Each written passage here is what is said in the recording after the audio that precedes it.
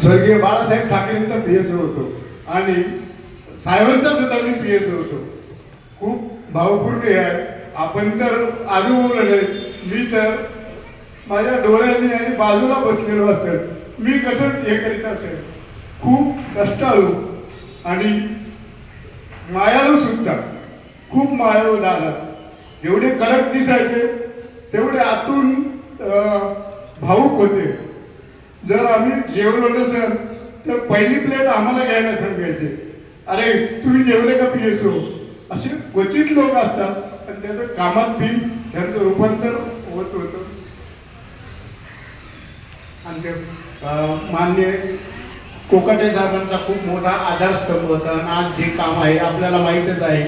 आणि त्यांनी सांगितलेलं आहे की दादांचा कामाचा आवाका कसा होता आणि प्रत्येक घराघरात आणि प्रत्येक व्यक्तीची कीव असणारा माणूस. दादाच नाही पण त्याबरोबर आपला एक कॉन्स्टेबल सुद्धा गेलेला आहे जाधव म्हणून. किती प्रेम. कॉन्स्टेबलला बाजूला उपमुख्यमंत्री असताना बाजूला कॉन्स्टेबल बसलेला होता. म्हणजे किती मोठं मन आहे दादांचं. PSO ते बी 5 जण गेले, त्यांना सुद्धा भावपूर्ण सन्मान दिले. कारण त्यांचंही कुटुंब तसंच आहे. एक खूप मोठा हिरा नेता आपण गमावलेला आहे. त्याचं खूप आणि सगळ्यात जास्त फटका आपल्या सिन्नर तालुक्याला बसला आहे. त्यात आपल्याला रोड तर चालूच आहेत, त्यांनी सांगितलंच आहे, परंतु 18,000 कोटीचा जो नदीजोड प्रकल्प आहे त्याची मंजुरी दादांनी दिली ठेवलेली आहे.